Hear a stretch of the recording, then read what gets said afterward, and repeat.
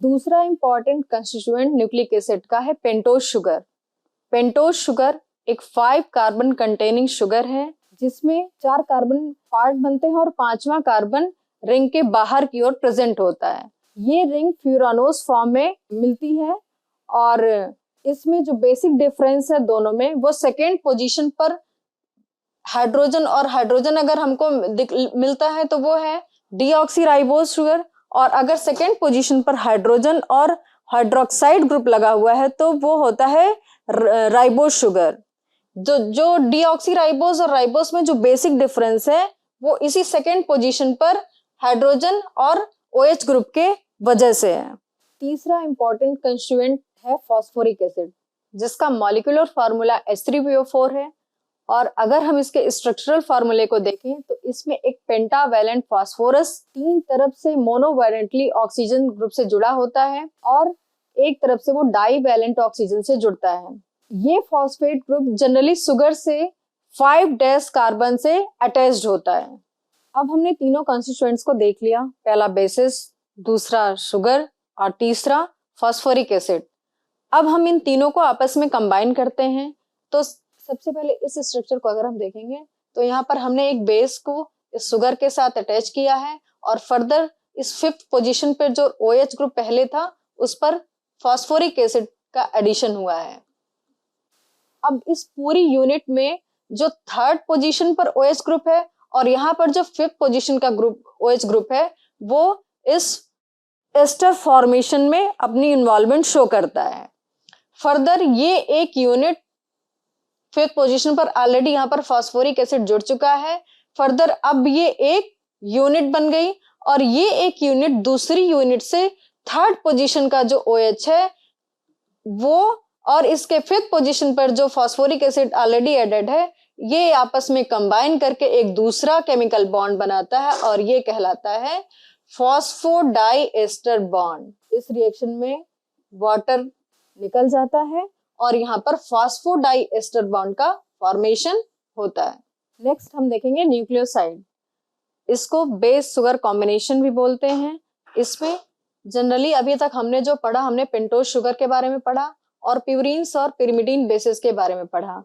तो हम इसमें बेस और शुगर को जब आपस में कंबाइन करते हैं तो हमको न्यूक्लियोसाइड्स मिलता है। न्यूक्लियोसाइड्स फॉर्मेशन में शुगर जनरली यूज करते हैं जो हम अभी तक, वो है डी राइबोज और 2-डीऑक्सीराइबोज। ये डी राइबोज यूनिट है और यहाँ पर हमने एक 2-डीऑक्सीराइबोज का एग्जाम्पल लिया है। इसमें प्यूरीन न्यूक्लियोसाइड्स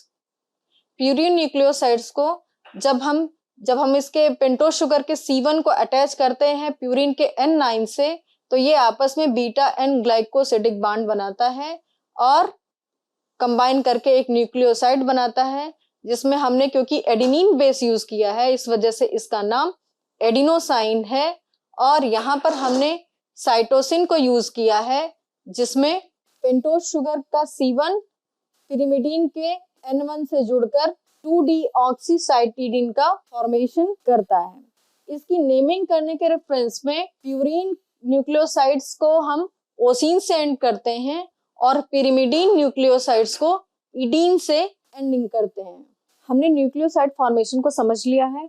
अब हम बेसिस और sugars means ribose sugar unit और डीऑक्सीराइबोज शुगर यूनिट को कंबाइन करके देखेंगे कि किस तरह से राइबोन्यूक्लियोसाइड और डीऑक्सीराइबोन्यूक्लियोसाइड बनते हैं, उनकी नेमिंग देखेंगे और उनका सिंबॉलिक रिप्रेजेंटेशन। तो सबसे पहले अगर हम एडेनिन बेस यूज करते हैं और उसको राइबोज यूनिट के साथ ऐड करते हैं तो हमको एडिनोसाइन मिलता है जिसका सिंबॉलिक रिप्रेजेंटेशन A है। अगर हम गुआनिन बेस और एक राइबोज पेंटोज शुगर को यूज कर रहे हैं तो उस गुआनोसिन मिलता है जिसका सिंबॉलिक रिप्रेजेंटेशन G। यूरेसिल को यूज कर रहे हैं तो uridine, symbolic representation U। Cytosine को अगर यूज कर रहे हैं तो साइटिडीन और सिंबॉलिक रिप्रेजेंटेशन C। थाइमीन को अगर यूज कर रहे हैं तो राइबोथाइमिडीन और सिंबॉलिक रिप्रेजेंटेशन और T है। उसी तरह से जब हम डीऑक्सीराइबोज साइड्स की तरफ जाएंगे, मींस कि जो पेंटोज शुगर हम यूज कर रहे हैं वो डीऑक्सी है, तो हमको two deoxy adenosine symbolic representation small d और कैपिटल ए। गुआनिन को जब हम यूज करते हैं तो two deoxy guanosine, symbolic representation small d और कैपिटल जी। यूरासिल को जब हम यूज करते हैं तो 2-डीऑक्सी यूरिडिन, इसका symbolic representation small d capital U. जब हम साइटोसिन को यूज करते हैं तो two deoxy cytidine, symbolic representation small d और कैपिटल सी। थाइमीन को जब हम यूज करते हैं तो two deoxy thymidine, symbolic representation dt respectively. हमको इन पांचों तरह के बेसिस को जब हम शुगर के साथ कंबाइन करते हैं तो ये हमको डिफरेंट न्यूक्लियोसाइड्स, राइबोन्यूक्लियोसाइड्स और डीऑक्सी राइबोन्यूक्लियोसाइड्स मिलते हैं। नेक्स्ट टर्म है न्यूक्लियोटाइड। अभी तक हमने न्यूक्लियोसाइड को पढ़ा और देखा कि जब हम किसी बेस को शुगर के साथ अटैच करते हैं तो हमको ये जो यूनिट मिलती है ये न्यूक्लियोसाइड कहलाती है। इसमें अगर हम फास्फोरिक एसिड को भी ऐड कर दें तो हमको डिजायर्ड प्रोडक्ट न्यूक्लियोटाइड मिल जाएगा। मींस न्यूक्लियोटाइड्स क्या हैं? न्यूक्लियोटाइड्स आर फॉस्फोरिलेटेड न्यूक्लियोसाइड्स जिसमें वन या मोर पोजीशन पर शुगर के हाइड्रोक्सिल ग्रुप को हम फॉस्फोरिलेट करते हैं।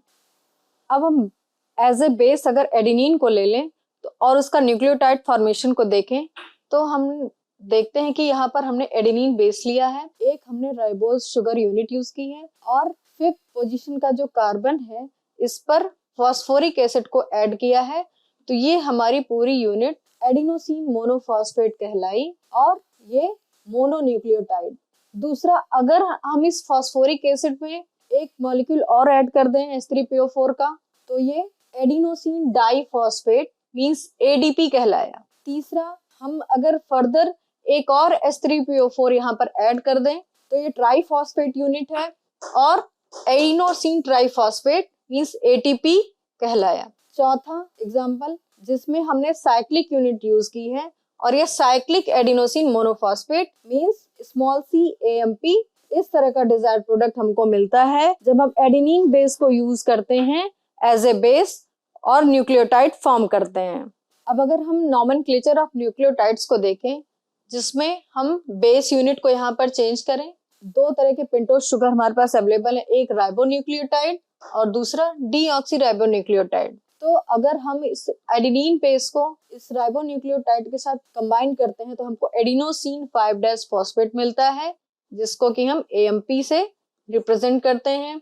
और डीऑक्सी राइबो यूनिट में अगर हम इसको देखें तो हमको डीऑक्सी एडिनोसिन 5-फॉस्फेट मिलता है जिसको कि हम स्मॉल d और कैपिटल AMP से रिप्रेजेंट करते हैं। सेकेंड पोजीशन पर हमने अगर गुआनिन बेस यूज किया है तो रेस्पेक्टिवली ये राइबोन्यूक्लियोटाइड्स गुआनोसिन 5-फॉस्फेट मिलता है जिसको कि GMP से रिप्रेजेंट करते हैं और करस्पॉन्डिंग डीऑक्सी राइबोज यूनिट में डीऑक्सी गुआनोसिन 5-फॉस्फेट मिलता है जिसको कि स्मॉल d GMP से रिप्रेजेंट करते हैं।